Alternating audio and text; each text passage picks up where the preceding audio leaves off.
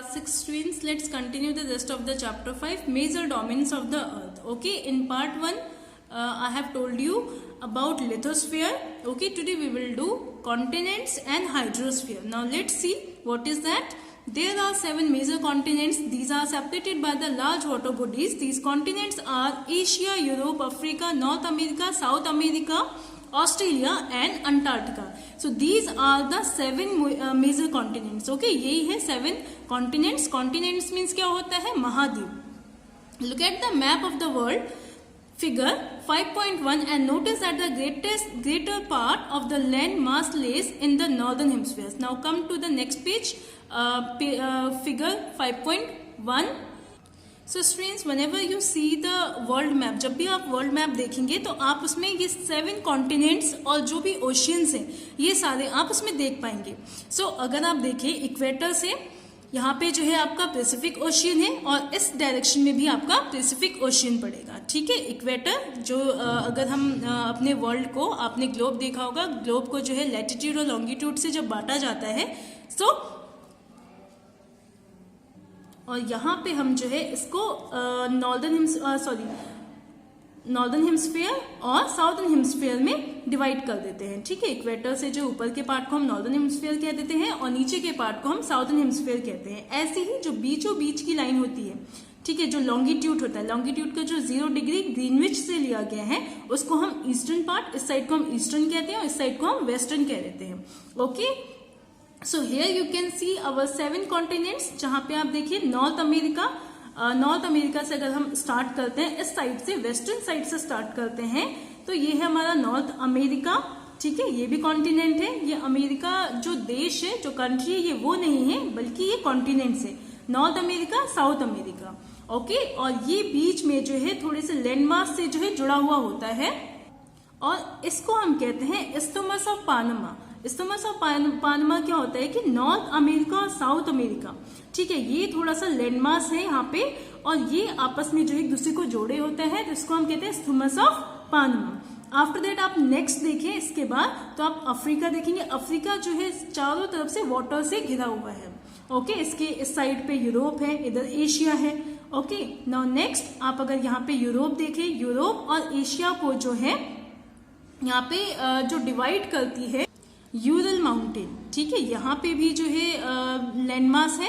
Okay, but इसको जो है यूरल माउंटेन जो है यहाँ से डिवाइड करते हैं. यहाँ पे वाटर बॉडीज से डिवाइड हो रहे हैं. ओके, ये जोड़ती है और यहाँ पे जो जोड़ने वाला है वो माउंटेन है, Ural mountain. So North America, South America, Africa, Europe, Asia and Australia, these are the 7 continents. Okay, और आप अगर ओशियंस देखें तो Pacific ocean, okay, southern oceans, Arctic oceans, Pacific ocean और Indian ocean. Indian ocean India के नीचे पड़ता है और ये आपकी लाइन होगी ट्रॉपिक ऑफ कैंसर की और that is the line of tropic of Capricorn. So अगर आप अफ्रीका को देखें तो अफ्रीका जो है दोनों ही लाइंस के बीच में आता है. ठीक है, वो ट्रॉपिक ऑफ कैंसर से भी घिरा हुआ है, ट्रॉपिक ऑफ कैप्रिकॉर्न की रेखा पे भी पड़ता है. Now let's see separately. अब हम 1 बाय 1 सारे ही कॉन्टिनेंट्स के बारे में जानते हैं. Asia is the largest continent. It covers about 1/3 of the total land area of the अर्थ. ठीक है, एशिया जो है सबसे बड़ा लार्जेस्ट कॉन्टिनेंट है. हम भी एशिया पे ही रहते हैं.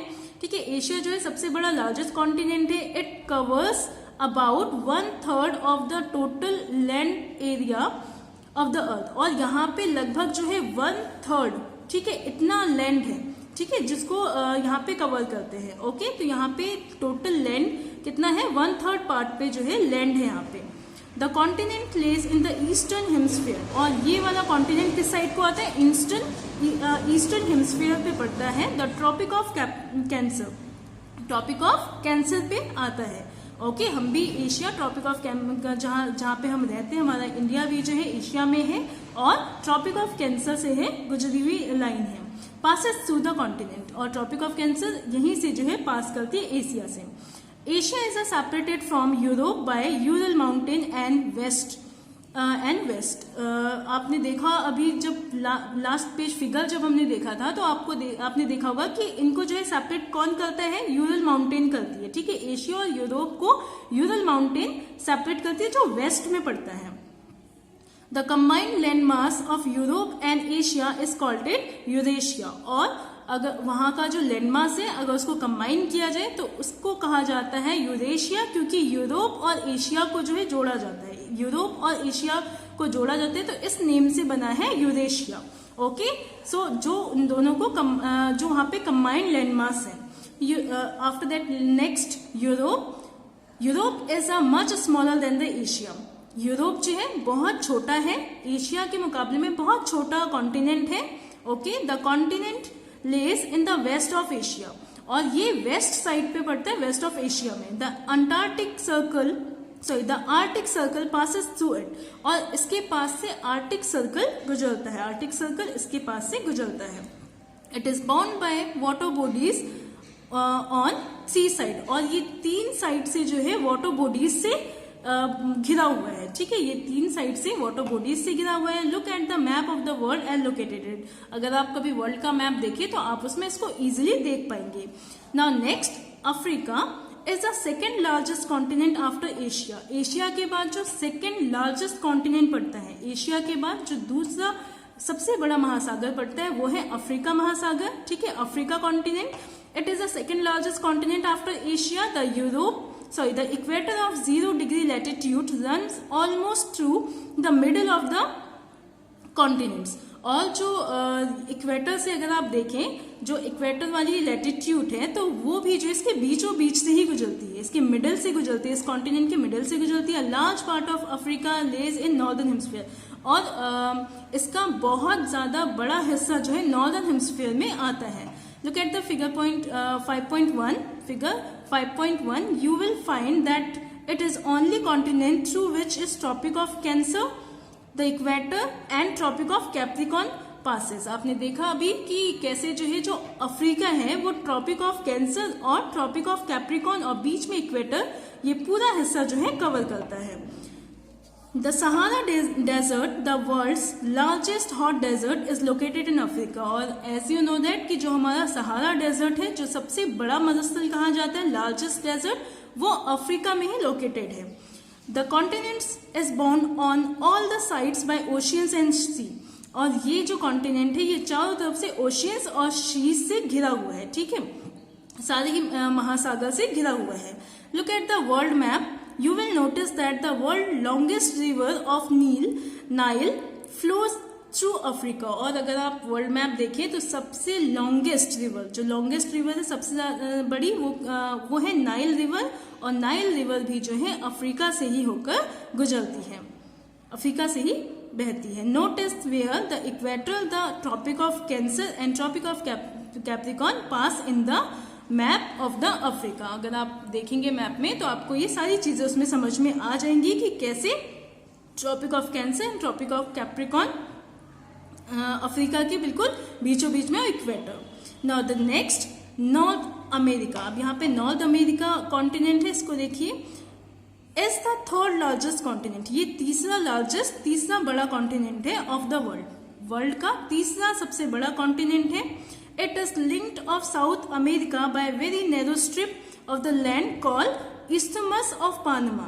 और ये जो है बहुत थिन स्ट्रिप, बहुत नैरो स्ट्रिप से जो है जुड़ी हुई है, ठीक है, जिसको हम कहते हैं इस्तुमस ऑफ पानमा, जिसको इस्तुमस ऑफ पानमा भी कहा जाता है, जो लैंड की लाइन है। यहाँ पे तो आपने देखा था यूरल माउंटेन से जो है ये सेपरेट कर दी थी, और यहाँ पे आप देखेंगे तो ये जो है ये आपस में लिंक्ड है, साउथ अमेरिका और नॉर्थ अमेरिका, जो किससे है, एक बहुत पतली बहुत नैरो स्ट्रिप लैंड की है, जिसको हम कहते हैं इस्तुमस ऑफ पानमा, जिससे ये आपस में जुड़ी हुई है। The continent lies completely in the north and the western hemisphere. और ये जो है कहाँ पे लेज है, northern hemisphere and western hemisphere, ठीक है। नॉर्दर्न हेमिस्फीयर ऊपर की तरफ पड़ता है और वेस्टर्न हेमिस्फीयर में पड़ता है इस साइड पे। 3 ओशियन सराउंडेड दिस कॉन्टिनेंट। इसके चारों तरफ जो है, इसके 3 हिस्से में जो है ये 3 तरफ से जो है ओशियन से घिरा हुआ है।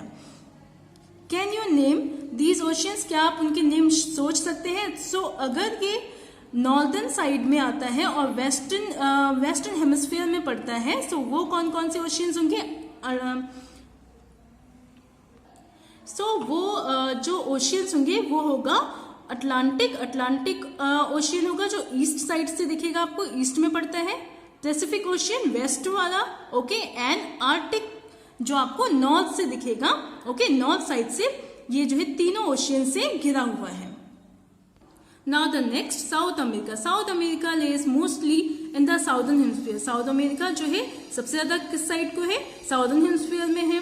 Which 2 ocean surrounded it on east and west. जो 2 ओशियन से है, ईस्ट से और वेस्ट से। तो ईस्ट में पड़ता है आपका अटलांटिक, ओके, और वेस्ट में पड़ता है Pacific. The Andes world's longest mountains range run through its length from north to south, okay. और यहाँ पे जैसे हमने सबसे लॉन्गेस्ट रिवर के बारे में पढ़ा, नाइल रिवर, ऐसे ही यहाँ पे जो सबसे बड़ा और वर्ल्ड की सबसे ऊंची, सबसे बड़ी जो है जो माउंटेन है, ठीक है, जिसका नाम है एंडेस, ये भी जो है यहीं से पास आउट होता है, ठीक है। इसकी लेंथ जो है यहीं से पास आउट,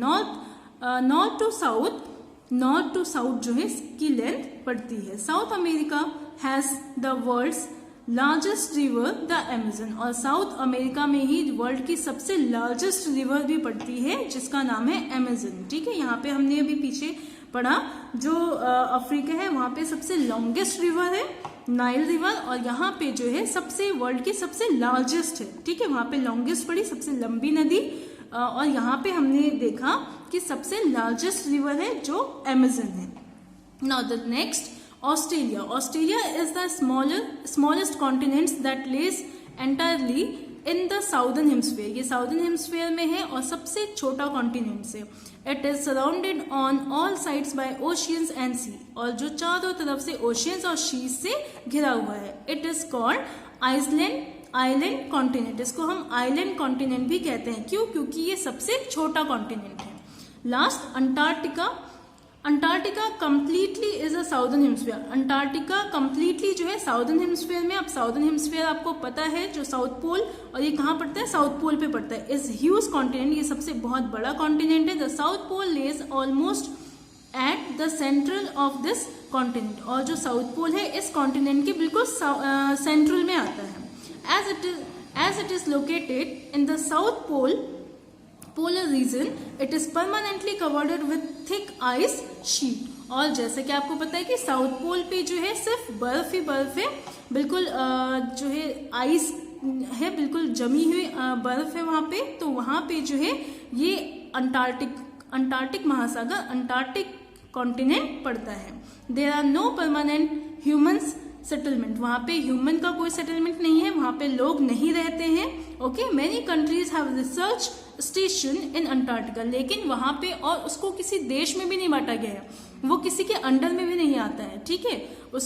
वहां पे जो है कोई ह्यूमन का सेटलमेंट नहीं है, वहां पे कोई रहते नहीं है, बिकॉज वो पूरा जमा हुआ है, पूरा फ्रोजन है। लेकिन वहां पे जो है कंट्रीज के रिसर्च स्टेशन बने हुए हैं। कुछ कंट्रीज ने अपने रिसर्च स्टेशन बने गए हैं, वहां पे कुछ अनुसंधान होते हैं, कुछ रिसर्च किए जाते हैं, okay. India also has research station there. India का भी वहां पे रिसर्च स्टेशन है।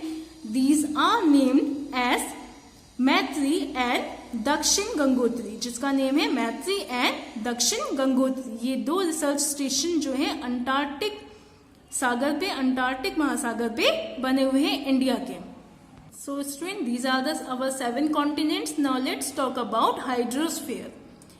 The earth is called the blue planet. Earth आपने सुना होगा कि हमारे अर्थ को ब्लू प्लैनेट कहा जाता है। More than 71% of the earth is covered with water and 29% is with land.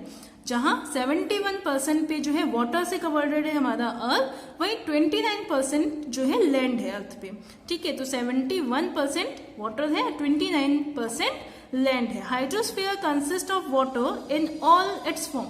Hydrosphere का मतलब ये है कि वो सारे ही फॉर्म्स, वाटर का कोई भी फॉर्म्स हो, चाहे सॉलिड हो, लिक्विड हो, वेपर फॉर्म में हो, वो सारे ही फॉर्म्स को जो है कंसिस्ट किया जाता है। As running water in oceans and rivers and in lake. चाहे वो रनिंग वाटर हो, ओशियंस का, रिवर्स का, लेक का, ओके, या आइस एंड ग्लेशियर, या आइस फॉर्म में हो, सॉलिड फॉर्म में हो, ग्लेशियर के आइस हो, underground water and the water vapour in atmosphere, underground water हो, जो वाटर, जो सॉइल, जो अर्थ जो वो करती, ऑब्जर्व करती है, ओके, या वेपर फॉर्म में हो जो हमारे एटमॉस्फेयर में है।